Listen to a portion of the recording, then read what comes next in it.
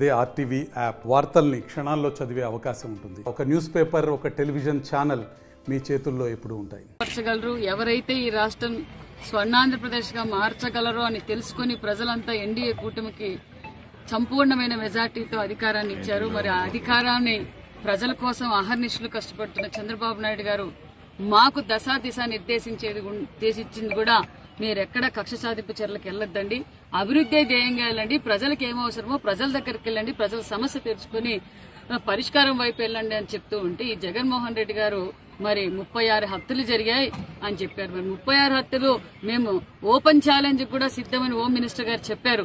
అయ్యా జగన్ రెడ్డి గారు, పులివెందుల ఎమ్మెల్యే గారు, మీ 36 మంది ఎఫ్ఐఆర్లు తీసుకుని మా దగ్గరికి రాండి, మేము చర్చించడానికి సిద్ధంగా ఉన్నాం, సమస్య పరిష్కారం పోదామంటే జగన్మోహన్ రెడ్డి గారికి ముఖం లేక అసెంబ్లీ జరుగుతోంది. గతంలో ఓడిపోయిన రోజు నుంచి చంద్రబాబు నాయుడు గారు గత 5 సంవత్సరాలుగా ప్రజల కోసం పోరాటం చేశారు. అసెంబ్లీలో తెలుగుదేశం నాయకులు కూడా పోరాటం చేశారు. మరి ఇదే జగన్మోహన్ రెడ్డి గారికి అసెంబ్లీలోకి వచ్చి చర్చించి ప్రజల కోసం పోరాటం చేయకుండా ఢిల్లీలో పోయి నిరసన తెలియజేస్తే ఎవరు పలకరుతారు? అది సమస్య పరిష్కారమా?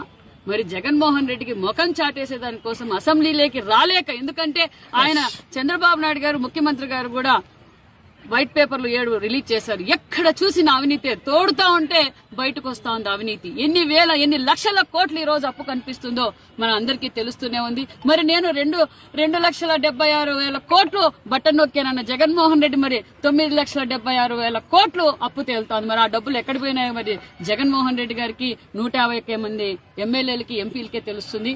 ప్రజల్లోకి రాలేక, అసెంబ్లీలోకి రాలేక జగన్మోహన్ రెడ్డి గారు చాటేస్తున్నారన్న విషయం మీకు తెలియజేస్తుంది. 45 రోజులుగా పెనుగొండకి ఏ విధంగా అభివృద్ధిలోకి తీసుకెళ్లాలి, ఏ విధంగా అయితే ఎంతో చరిత్ర కింద పెనుగొండ రూపురేఖలు మార్చాలనే సంకల్పంతోనే మున్సిపల్ మినిస్టర్ గారితో మాట్లాడాం. అదేవిధంగా ఆయన కూడా కొంచెం నిధులు కూడా కేటాయించారు. అదేవిధంగా డివైడర్ మధ్యలో ప్లాంటేషన్, ఒక పక్క లైటింగ్, ఒక పక్క జూనియర్ కాలేజీ గ్రౌండ్ కూడా అభివృద్ధి చేయాలని సంకల్పంతోనే ఈరోజు ఇక్కడికి కూడా వచ్చాం.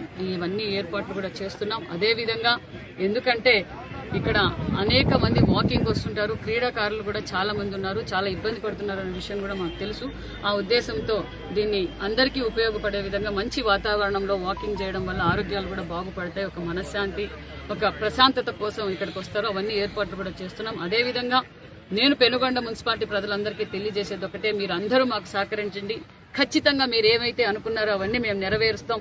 నేను ఇక్కడ ఇచ్చేసిన షాప్ ఓనర్స్ కావచ్చు, ఇక్కడున్న ప్రజలందరికీ మీరు కూడా బాధ్యత వహించండి. ఎక్కడ పడితే అక్కడ చెత్త వేయకుండా చాలా చోట్ల డస్ట్బిన్లు కూడా ఏర్పాటు చేశాం.